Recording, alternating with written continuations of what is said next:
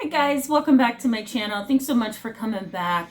Today we're going to do a little bit of I'm going to call it a therapeutic activity. We've been talking a lot about emotional incest, family enmeshment, unhealthy relational connections, and a while back, maybe about a month, we were talking about stalking and unhealthy stalking. So in today's video, I think I want to offer you a therapeutic technique that you can actually do by yourself, or you could do it with me in this video. So let's jump in. Thank you so much for coming back to my channel. For all of you who are subscribed and participating, and I want to welcome all my new subscribers. Thank you so much for being here. I welcome you. And for those who are new and have not hit that subscribe button yet, first I encourage you to do that. Go ahead and hit that subscribe button so you can stick around with us. And then let me briefly introduce myself. My name is Tamara, and I'm an internationally and board certified trauma therapist, but I'm also licensed in mental health, and I specialize within my practice in treating children, teens, as well as adults and families who are dealing with trauma. Let's jump in. So, this is a topic that could last for many, many videos, guys. I mean, I've done a ton of videos, as you can see right here, on intergenerational trauma.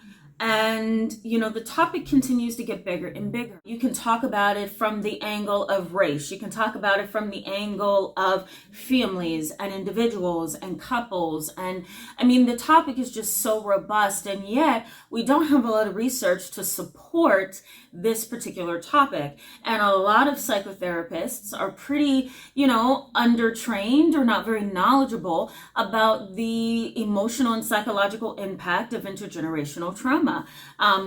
And that's the sad part, because a lot of clients and patients go to clinics to be seen for depression, anxiety, PTSD, relationship problems, and the list goes on. Obsessive compulsive disorder, personality disorders like narcissism and borderline, and avoidant personality.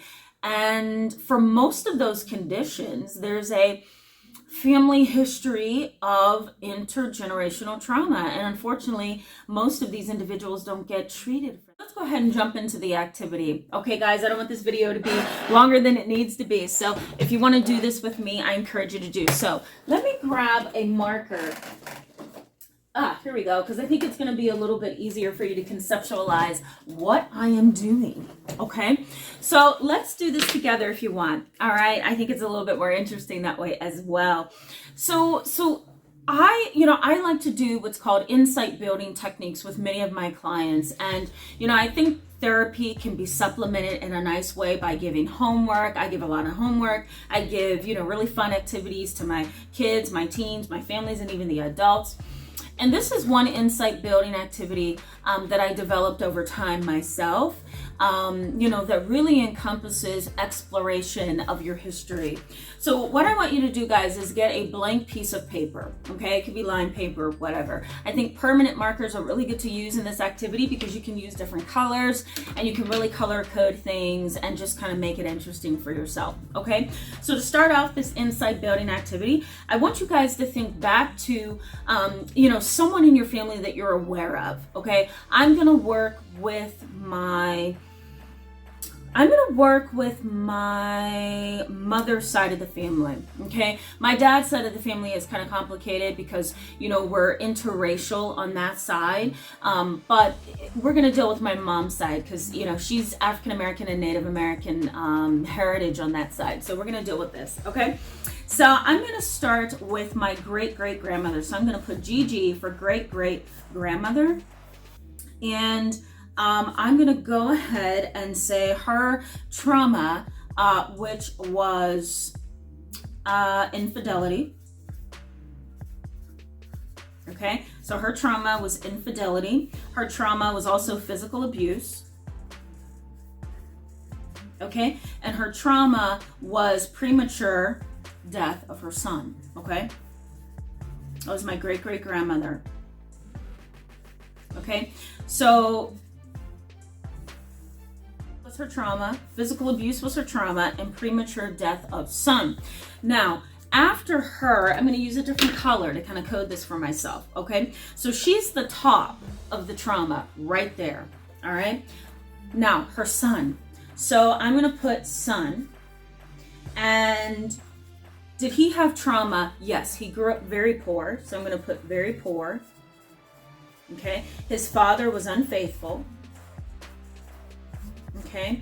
And I'm trying to think of another trauma that my grandfather experienced. I think there was a lot of racial trauma as well.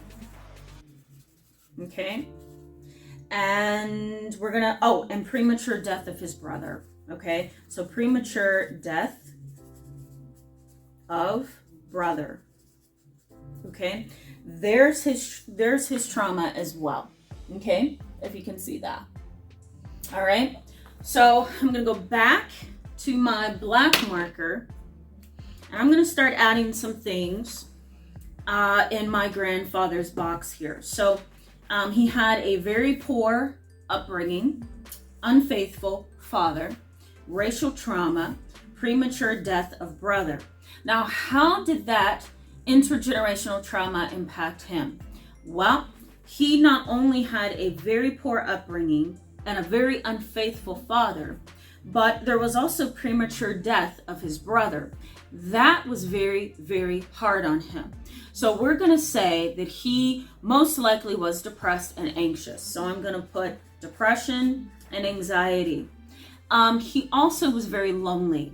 I remember him mentioning how lonely he was. He was also devastated. Okay. And he also felt responsible for his mother. And he felt responsible for her mental health, for her emotional health, and her psychological health. And that responsibility, guys, turned into, I need to make money. I need to be the surrogate father in this family. I need to become the parentified child. Okay. So that my siblings can feel good, so that we don't have to be so poor, and so my mother can know that I love her and I need her. Okay. So what happened in my grandfather's case is all of this trauma now led to him creating trauma for my mother and my uncle. And here's how it happened. Okay. So I'm just kind of color coding this for myself. And he created trauma for my mother and for my uncle. Okay. And they had intergenerational trauma. Why? Because my grandfather stepped outside of his marriage. Because the infidelity that he experienced trickled down to him and created some issues, and he never got them worked on, right? Of that generation, my grandfather's like 79, 80. Of his generation, you don't go to therapy. You just deal with it on your own. Unfortunately, his way of dealing with it was not healthy. So he ended up in a situation where he married very, very young, like 18, maybe 17 and a half. And, he had to really deal with a lot. Children, marriage, responsibility, all of it. That was all traumatic for him because he was so young and he never dealt with his own trauma. So he caused trauma for my mother and my uncle because of his affair. And then on top of that, he left my mother and my uncle very, very young. And, unfortunately, here they are as the younger generation really struggling with trying to figure out which way they want to go in life. Both my mother and my uncle did well, but it was a struggle. And so if my mother hadn't broken the trauma within my family, I think that I probably would have ended up very much like my grandfather and very much like my mother, and really being kind of perplexed and overwhelmed with life. Thankfully, she broke that and she raised myself and my brothers in a very different way.